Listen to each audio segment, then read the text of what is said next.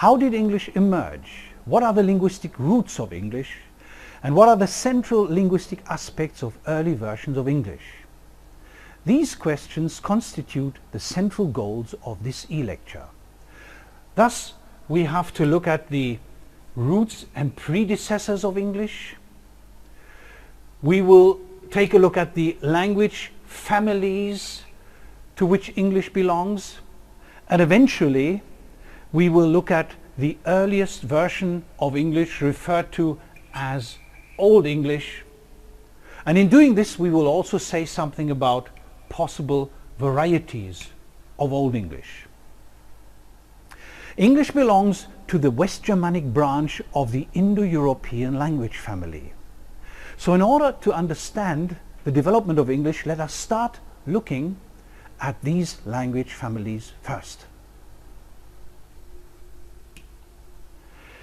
Indo-European, or more precisely Proto-Indo-European, since it is an extinct but reconstructed language, is assumed to have been spoken in Central Europe and South Asia between 6000 and 4000 before Christ. The Indo-Europeans probably lived in Central and Eastern Europe before they began to travel west and east between 3500 and 2500 before Christ. This movement led to the emergence of new dialects.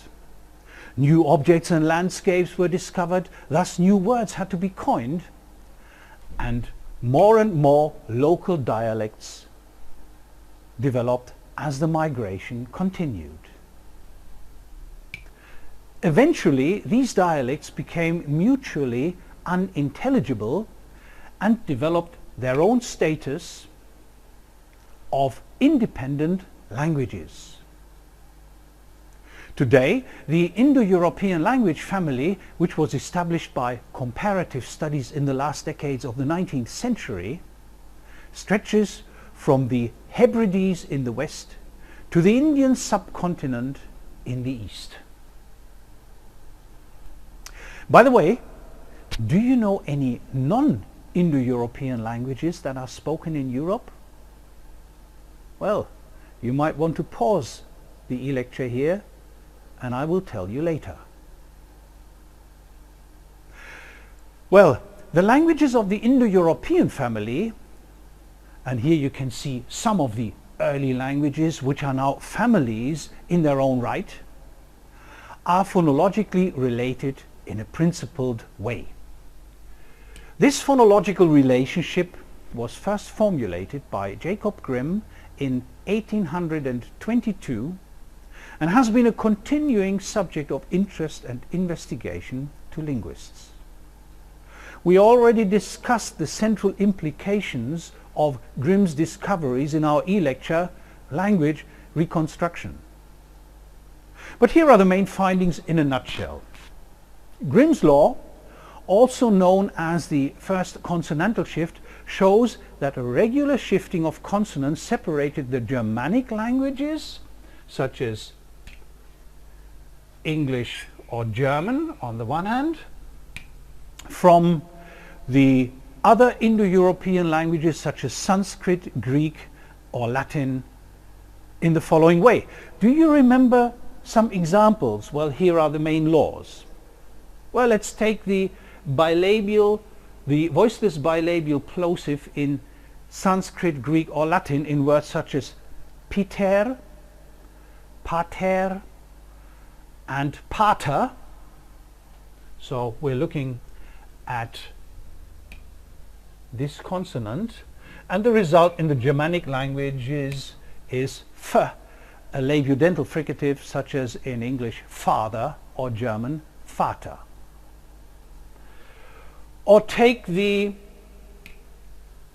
initial aspirated voiced bilabial plosive as in Sanskrit vrata, in classical Greek it was frata, in Latin it was similar but it was labiodental frata, And in Germanic, the result is a simple voiced bilabial plosive, as in English brother or in German Bruder.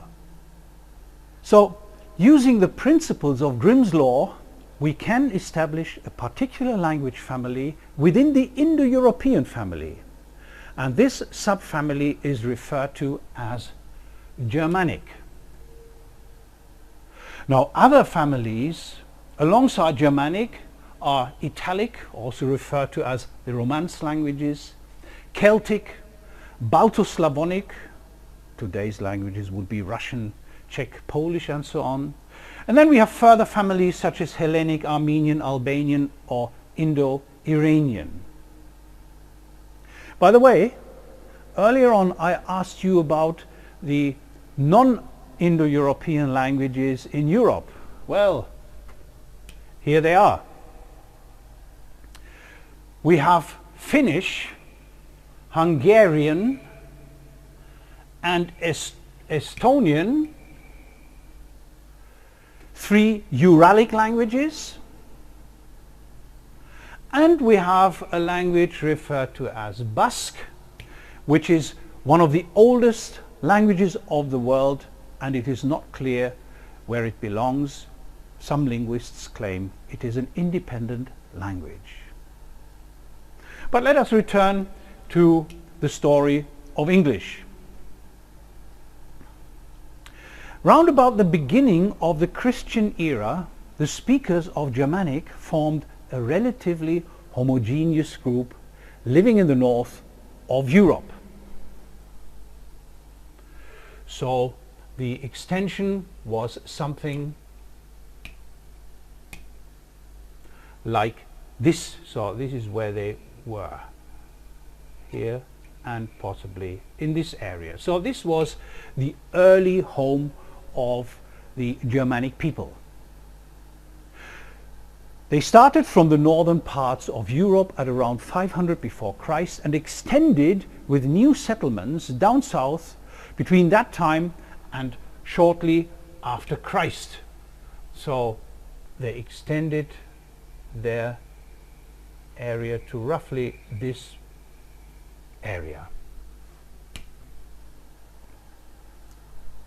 Today, Germanic languages are spoken by over 550 million people. The primary phonological difference between Germanic and the other members of the Indo-European language family can be manifested on the basis of Grimm's law, which we discussed earlier on. Germanic itself can be subdivided into 3 subfamilies. The West Germanic family, which can be found over here. Languages such as English, German or Dutch are well-known representatives of the West Germanic family. Then we have the North Germanic family, which subsumes the Scandinavian languages such as Norwegian and Swedish. Danish is a representative of it. Never forget Icelandic and Faroese. So these are the North Germanic languages, and then we have the East Germanic families. So let's use the color gray here, because the East Germanic language family has no living representative anymore. The main representative, which is now extinct, was Gothic. English, as I already said, belongs to the West Germanic branch, and within it, alongside Frisian, to the Anglo-Frisian group. Thus it is closer to Frisian than to German. Let us take an example from the VLC language index to illustrate this. Now here we have the numbers from 1 to 10 in East Frisian, spoken in the north of Germany, and let us compare them with present-day English. 1, 1, 2, 2, 3, 3, 4, 4, 5, 5, 6, 6, 7, 7, 8, 8, 9, 9, 10. 10. I hope you discovered the similarities between East Frisian and present-day English.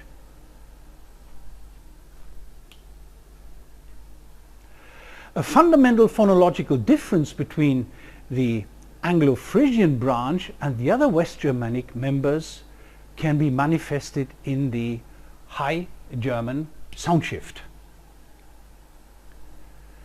This sound shift occurred between the 6th and 8th century and separated High German from the rest of the West Germanic languages. This explains why English and German today are phonologically different to some extent.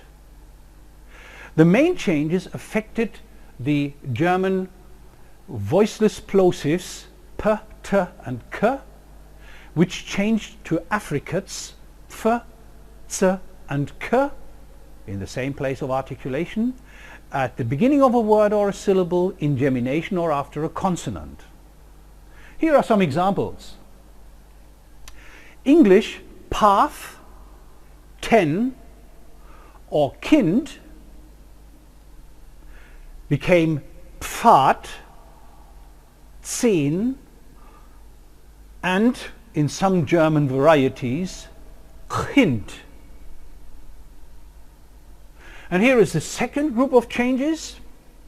After vowels, the three plosives, the voiceless plosives p, t and k, became fricatives. Labiodental fricative f, alveolar fricative s, and velar fricative ch. So almost again the same place of articulation. And examples are verbs such as sleep,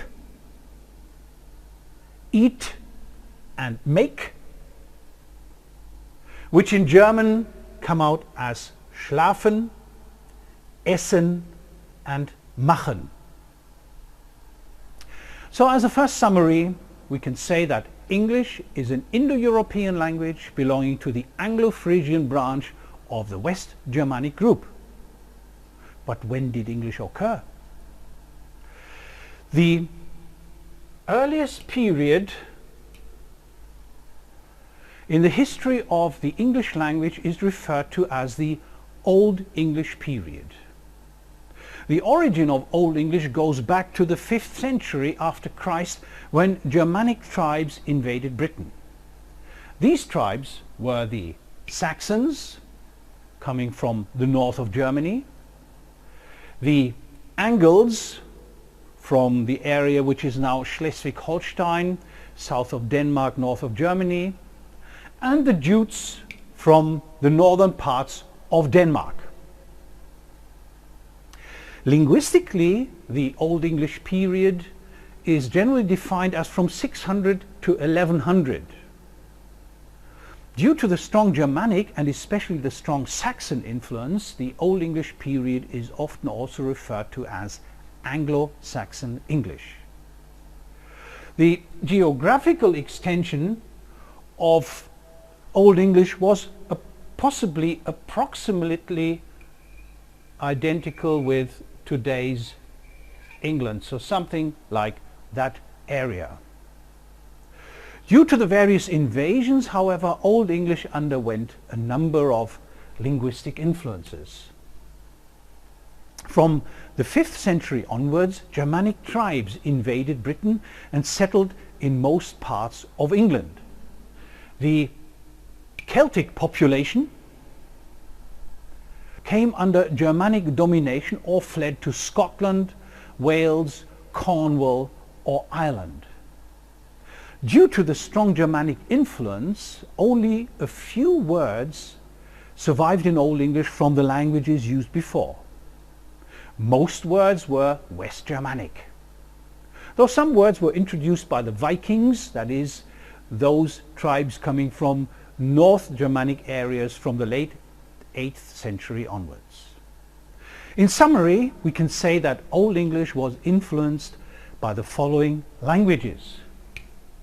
We can observe Celtic influences, Scandinavian influences as a head term from influences from the North Germanic languages, and of course Latin influences. Let's look at them in more detail. The Celtic influence was only slight. Only a few words were borrowed from Celtic, primarily those describing geographical features such as Aberdeen, the mouth of the River Dee. And scholars believe that few common nouns in Old English are of Celtic origin. Among these are bannock, cart, down or mattock. Although other Celtic words which have not been preserved in the literature may have been in use during the Old English period, most present-day English words of Celtic origin, that is from Welsh, Scottish Gaelic or Irish, are comparatively recent borrowings. In the late 8th century, the Vikings began to invade Britain. They occupied vast areas, especially north of the River Humber, the so-called Danelaw. Well, let's mark this area here. The Danelaw is originally the body of law that prevailed in the part of England occupied by the Danes.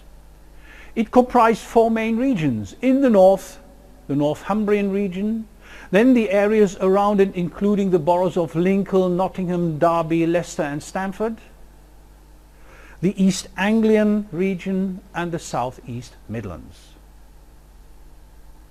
Though the English kings soon brought the Danelaw back under their rule, they did not attempt to interfere with the laws and customs of the area, many of which survived until even after the Norman conquest in 1066. Several Scandinavian, that is in particular Old Norse, words entered Old English. Words pertaining to the sea and battle were introduced first. Shortly after the initial invasions, other words were taken over. Law terminology, very interestingly, the verb form of to be are, and widely used words such as take, cut, both, ill, ugly, and so on and so forth. The Latin influence, well,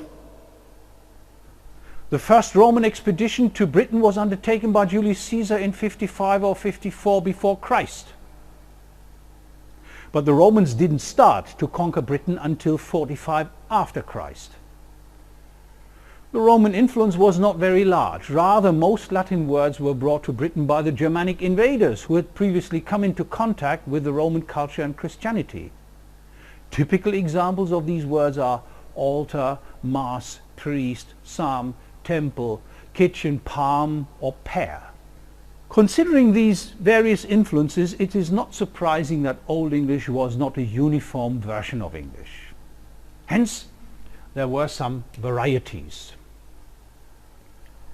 differing according to dialect area and historical period.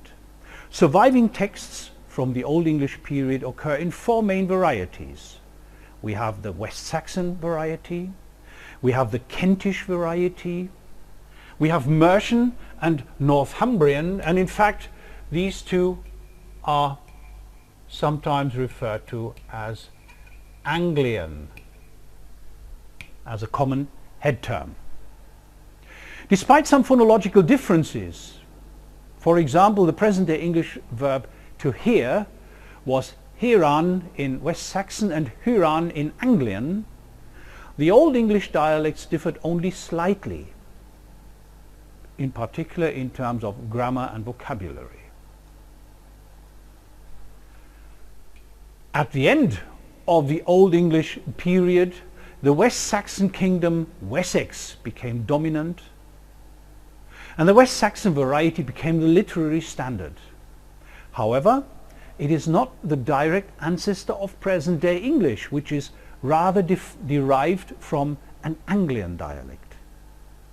The most important dialect of Old English for modern scholars, however, is still West Saxon, in which the majority of texts were written, and its 10th century form indeed became something of a standard for texts written across much of England. So, Now we know the main parts of the early story of English. Its ancestor languages are Indo-European and Germanic.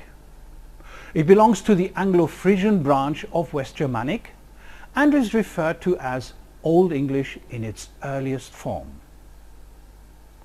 Old English was used between 600 and 1100 after Christ. But what were the properties of Old English? Well, this story cannot be told in one e-lecture, let alone in this one. So I invite you to join me again in further e-lectures about the linguistics of Old English, from phonology to syntax, and further details about the history of that time. So see you again.